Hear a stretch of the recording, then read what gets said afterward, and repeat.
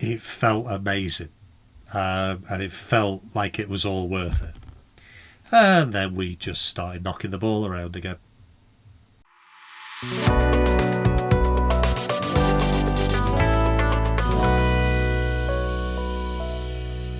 Hi, my name is Mike and welcome to my vlog about football in general and Burnley FC in particular, a vlog that this week is determined to put as many terrible food puns in as possible. Yep, Burnley met Preston for a tasty local derby on Saturday. The Preston striker Militin Osmanic was banned for biting a Blackburn player, which is a bit of a shame when he was probably looking forward to what was a lunchtime kickoff and a match-up against Hannibal. And if you think I'm going to be able to keep this up through the entire vlog, I don't think so, but I'm going to try. Anyway, the two teams served up a fairly unappetising game for about 45 minutes. I'm sorry, I will stop. I'm going to turn into Gary Lineker. The two teams served up a fairly unappetising game. For the first half, the Claras put in a poor performance, a 0-0 draw overall. It sparked into life and got a bit feisty and hot in the second half. I'll talk about that a little bit later. But there wasn't really a lot to talk about from the game. In terms of action, in terms of incident, in terms of anything really. I mean, the main, what can we actually talk about? Preston having a goal disallowed from a free kick, an absolute howler from the linesman. God, what on earth he was thinking there, I have no idea. But what football fans do is whataboutery. What about this? What about that? Well, what about the penalty that we should have had in the second half when Jaden Anthony had his shirt so clearly pulled?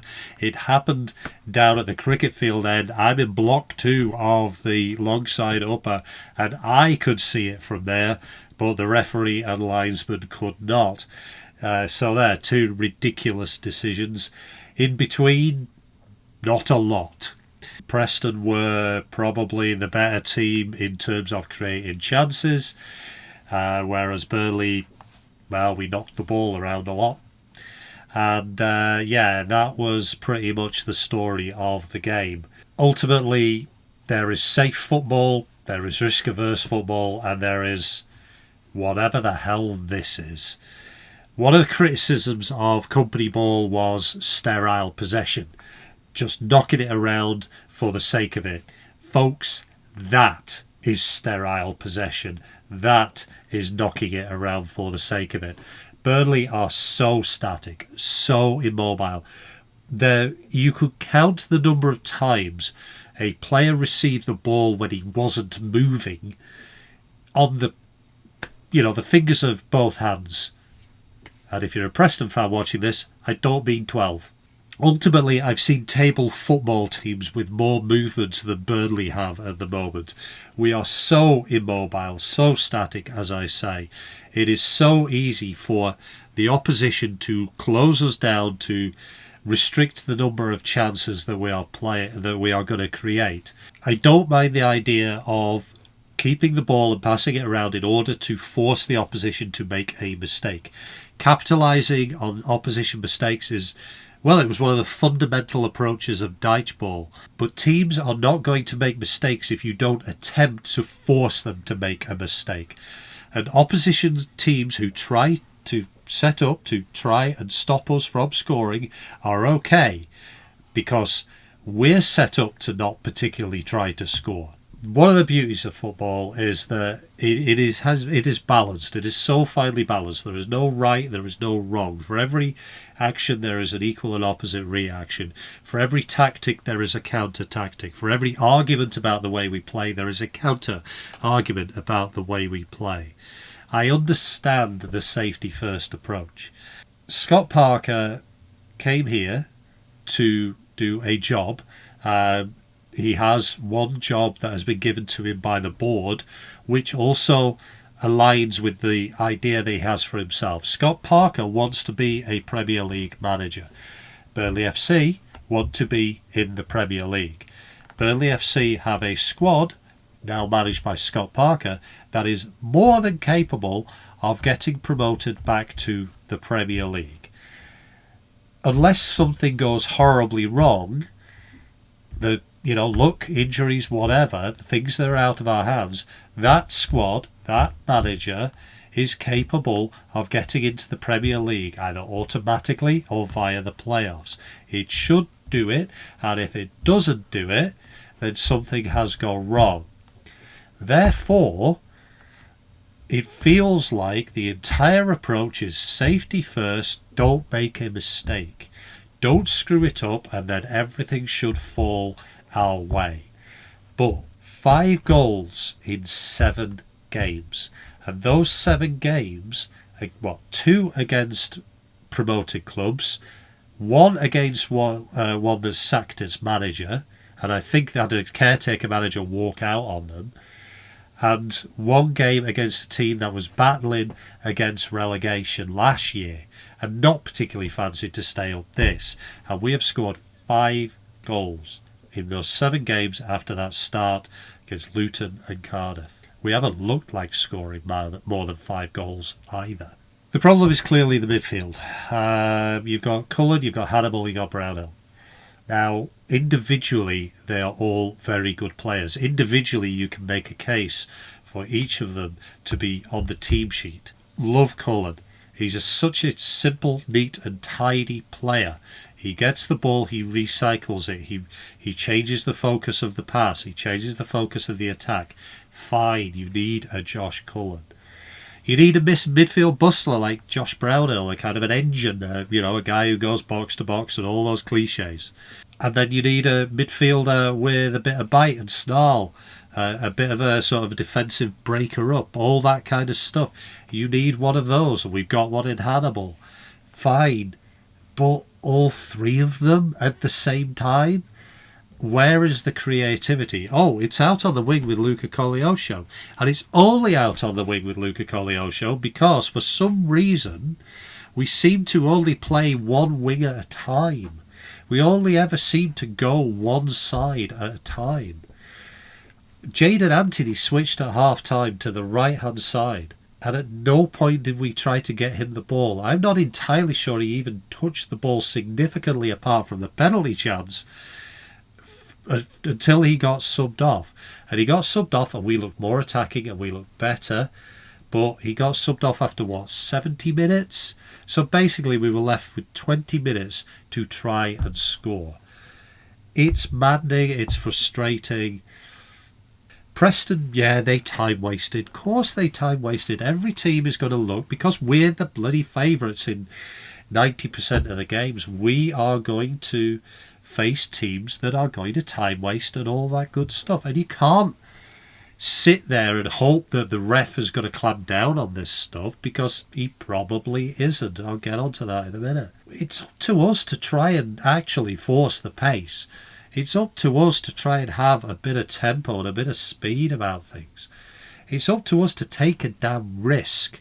And people sort of say, company ball was open to the counter-attack and company ball was like this at the start. No, actually it wasn't. The problem with company ball at the start was not that we weren't creating chances, it's we weren't finishing games off. We would concede late on when we should really have been 3-0 up. We'd had the chances of it, we'd only scored 1. We'd had all the possession, we'd only scored the 1, and we were susceptible to conceding right late in the game. This is different. We barely look like scoring 1. Yeah, we don't particularly look like conceding at the end, but that's the definition of a 0-0 draw. And it's frustrating, and it's annoying, and do I think we deserve better? Yes, I think we do. I think, and I want to support Scott Parker, I really, really do, but I think he's burning through goodwill way, way faster than I expected it to happen. We were so passive, we were so risk averse. It was,